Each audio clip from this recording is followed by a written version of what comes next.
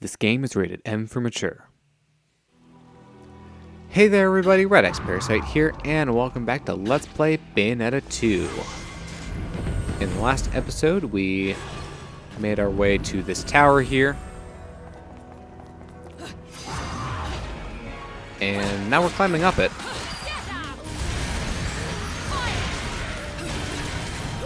Got two more enraptures and an accolade.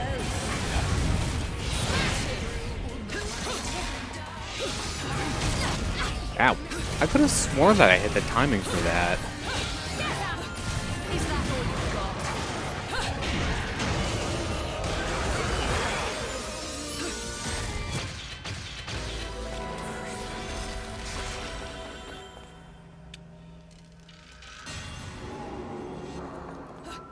Oh, yeah, I would have gotten it if not for that one hit.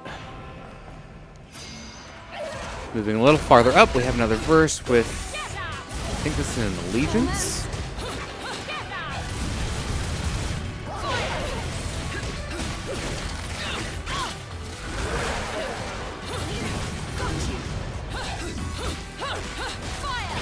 I'm not sure if that one attack that I just got hit by actually damages you or not. I mean, obviously it keeps you in place, but I'm not sure if it actually does damage while you're stuck.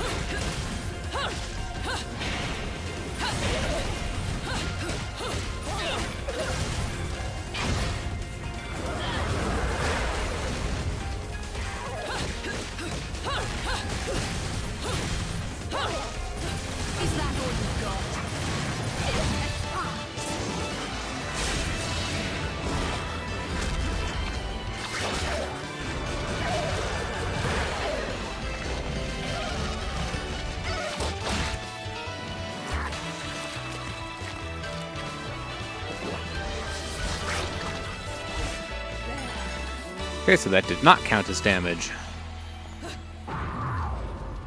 I am grateful for, since I seem to be taking one hit every fight. Before you jump off, there's Muspelheim portal to the left, and I believe this was, defeat all enemies using a single combo.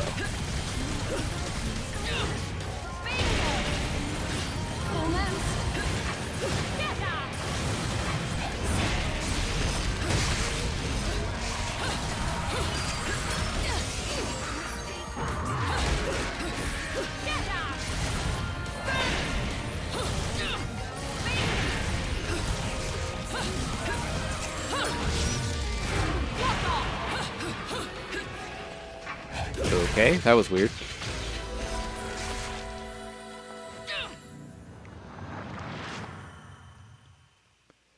For completing it, you will get a broken witch heart. So, yeah, I took one hit there in the middle, which was unfortunate. Kind of wondering how much all of these single hits are going to add up in the grand scheme of things for the overall score for the chapter. Because I haven't taken too much damage, but at the same time, I have taken damage in pretty much every fight so far. Once you're ready to move on, jump here, and this is the door. So that actually marks the end of this chapter. It's a surprisingly short chapter, especially when you compare it to the first one. So looks like I still did well enough to get a platinum, so that's good at the very least. See how I did overall. Yeah, so 2,300 on damage, which things did add up over time. What we're unlocking here are verse cards for a mode in the game called Tag Climax. You'll get quite a few of these for just completing the chapters normally throughout the game. I will be covering that mode after the main Let's Play. So we're actually only about 5 minutes in to this episode, and this is actually a boss chapter, so this will be the rare occurrence where I'll probably do 2 chapters in the same video. First things first, though, we do have enough halos to buy something from Radon's shop now. Sorry, I'm mad hungry. What can I do you for? I will go after one of the techniques.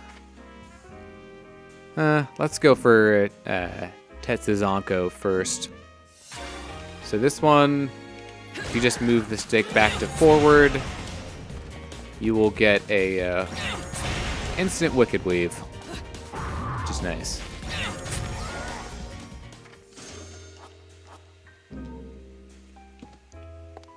Generally, I prioritize getting the techniques first. Obviously, you can do whatever you want, but I like having some of these techniques, and I want to get them as soon as possible.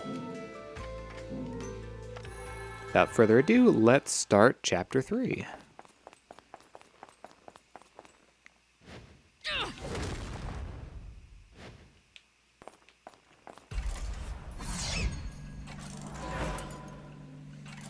Don't just walk into Fimbulventer. We're going to have to be creative, love, if we're ever going to make it. Look over there. That's the Cathedral of Cascades.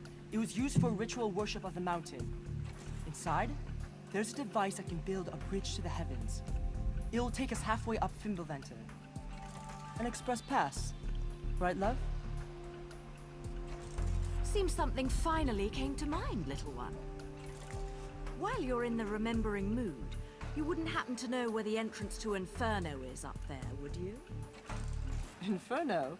You must be in some shit if you're volunteering to go there. Let me put it this way, love. Once we get to the mountain, you'll get your choice of going up or going down. Fimbulventer doesn't let you just stick around. And which way will you be going? Me? What's the matter, little one? Scared of what comes next? Shut up! Just get me to the mountain. Little one, get away from me!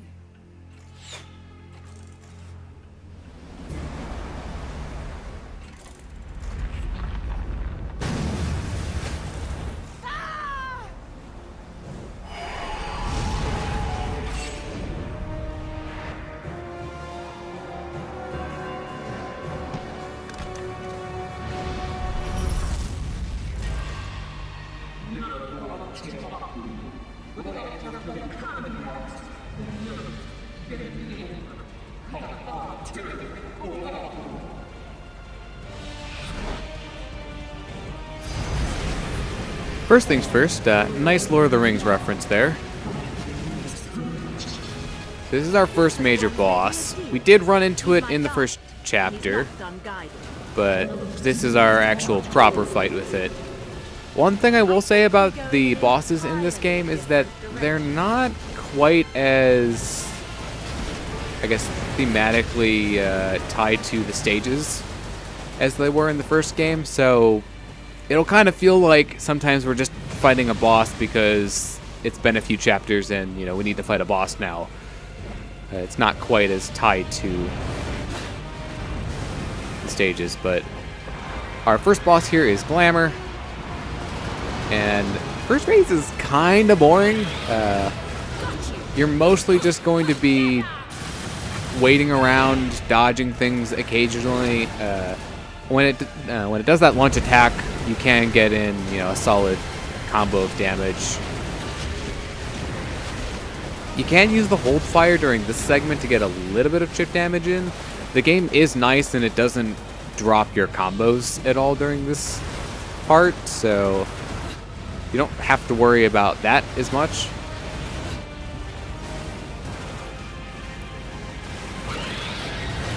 Is that all you've got?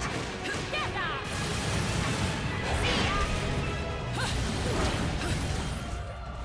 There's really not too much to say about it. Be prepared for that attack eventually. You have a lot of time to react to that, I'm pretty sure. Like, I didn't do it very fast. Once it does that attack, you'll move into the second phase. So now we're inside this, you know, like water spout. kind of tornado-like thing. You're gonna have to... Oh, that was strange. You're gonna have to dodge some buildings coming through it. It doesn't really make a lot of sense. Don't ask me how this works. They're not really that hard to dodge, so I don't know why I got hit by that one. That lunge attack will still be pretty much the same throughout this part, so that's about all there is to it. Once you get its first health bar down, that's when you'll transition into the third phase and kind of the real fight.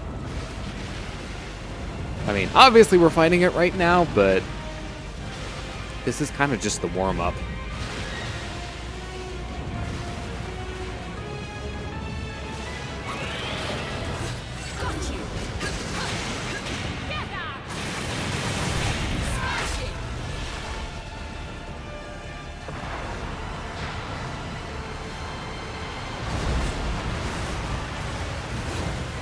Yeah, just watch out for the pieces right there that can't hit you. Luckily enough, I actually managed to dodge them. Welcome to the Gates of Paradise. We were not intending to go here, but this is where we ended up because we need to rescue Loki from one of them.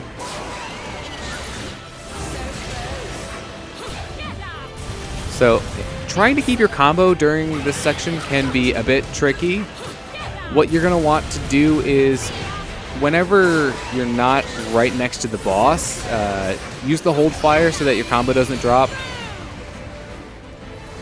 We're going to be switching between a few of them here, so the way that this part of the fight works is essentially use the hold fire until the boss attacks you. Then, you know, get in your real meaty combo damage during which time.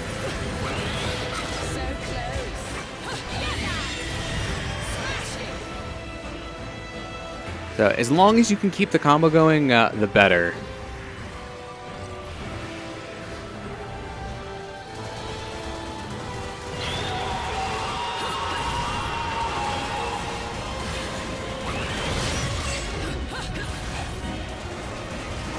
Unfortunately, I did not get quite close enough there. For this attack, you're not going to be able to activate Witch Time off of the first few swipes, but the last one will let you get Witch Time.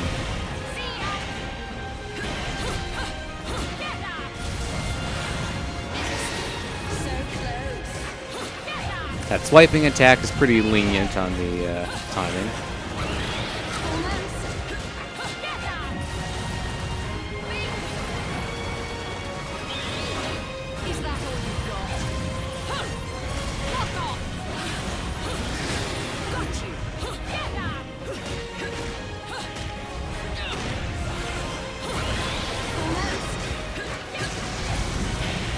Of course, whenever you get Umbran Climax, make sure you use it. It's very effective.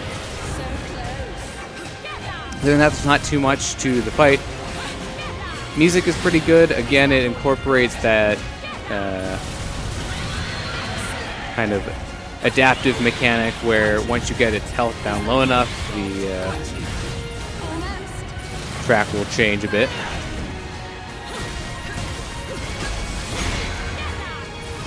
Pretty close now.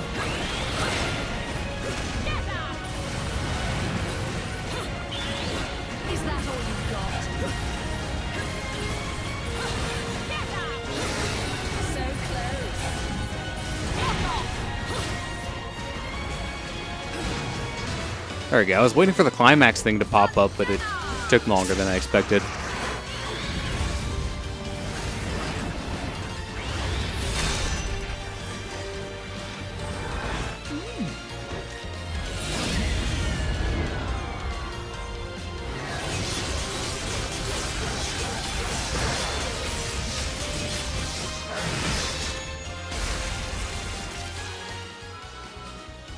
So yeah, that's a pretty good combo score for that.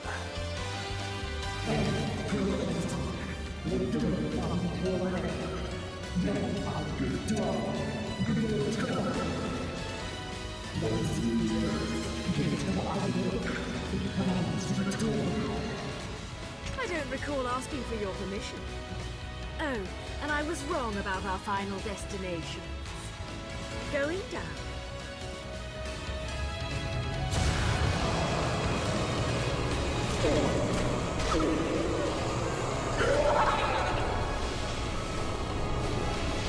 Fuck. The boy. Forgot about that.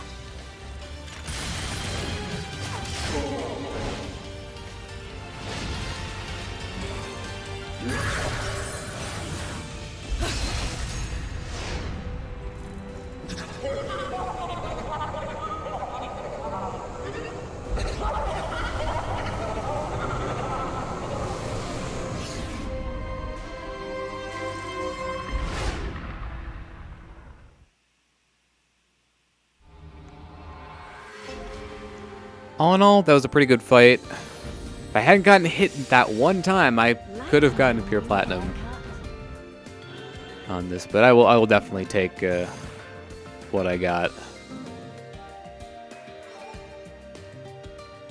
For beating that chapter, you will get another journal entry as well as a verse card. So, last thing I will do, since we just got a lot of halos from that, is we'll stop in by the Gates of Hell again. You got halos, I got items. Welcome to the foundation of a barter economy. And we haven't heard some of my favorite ones from this this game quite yet. You know, some of the things that Radon says when you enter the shop. I'm sure we'll hear them eventually. So I'm going to pick up Heel Stomp. This one is pretty much the same as Tetsuzanko, but with your foot instead of your fist. And then, yeah, sure, I'll go after these two. And that will leave us with a few odds and ends, ones that I don't really use very often. I think just for the sake of completion, I will get those next, and then we can move on to some of the other sections. But that will do it for this episode of Let's Play Bayonetta 2. I've been redxparasite, signing out.